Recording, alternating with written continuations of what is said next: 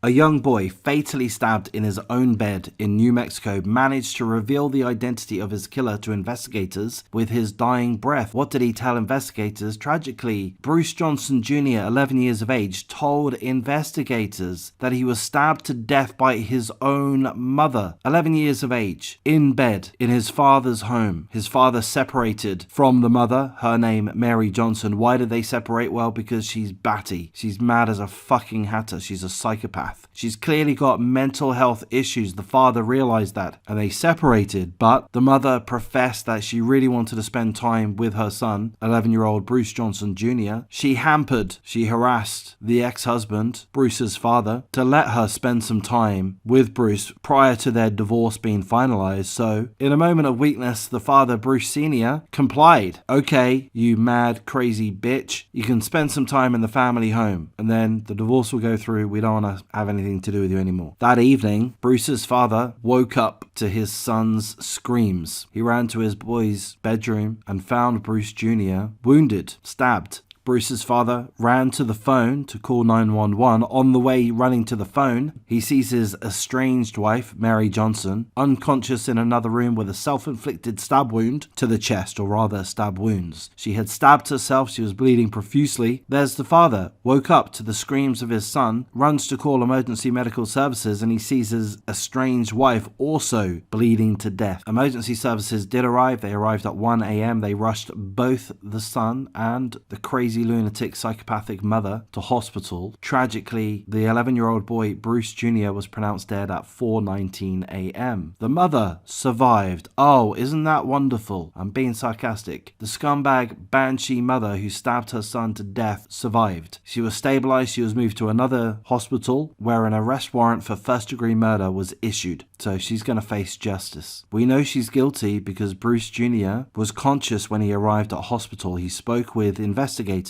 and he was able to tell investigators in his last dying words that he was stabbed by his own mother. Stabbed to death. Stabbed multiple times, bled to death, despite his father rushing into action, calling for emergency medical services, despite emergency medical services arriving fairly swiftly, if I understand correctly, taking him as well as his psychopathic mother to hospital. They were unable to save his life, but the mother survived. We're told that the mother is known to suffer from mental illness. She allegedly abused her 11-year-old son, with at least 2 incidences being reported to the police. We don't know the details of those 2 incidences, or rather those 2 incidences haven't been discussed in the article that I've read through. Perhaps that information is out there. And this article also points us to a couple of social media posts that she's made, which you'll be able to see in the pictures in the video. I'll read them out. Before I do, I'm going to say that they strike me as weird. They strike me personally, in my subjective view, as at least a little bit weird, a little bit odd. So I'll read this one here. Get your God degree to become a god. All you need to do is believe in yourself, respect others, and spread kindness. Perhaps that seems to some a bit of an innocuous statement, a celebration of Christianity, perhaps a celebration of whatever god she was referring to, but that could be interpreted as a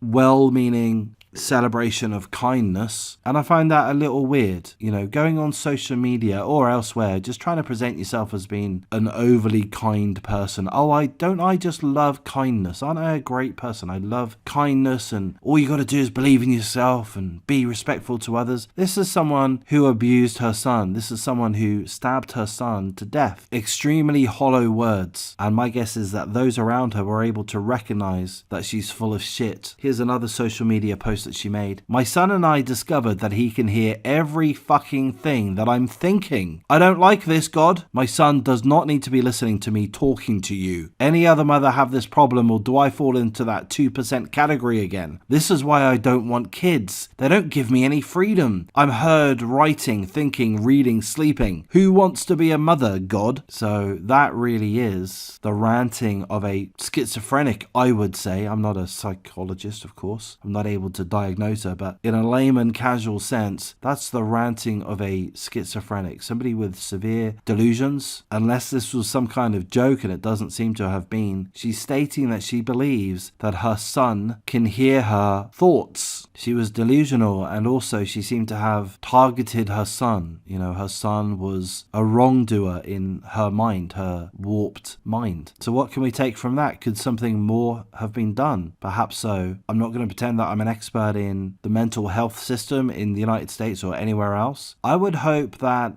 authorities could be called in to institutionalize people when they show a certain level of delusion, a certain level of not being able to cope with reality. So she's known to have had mental health issues. I don't know if she was court ordered to undergo tests or such, but perhaps that would have been a good thing. I'm going to wrap things up at this point. Of course, full condolences to the father and any other family. Let's hope the Banshee woman gets locked up for the rest of her life. Maybe that will happen, maybe it won't, we don't know. But let's say a prayer for Bruce Jr., who lost his life at the hands of his scumbag mother at the age of 11.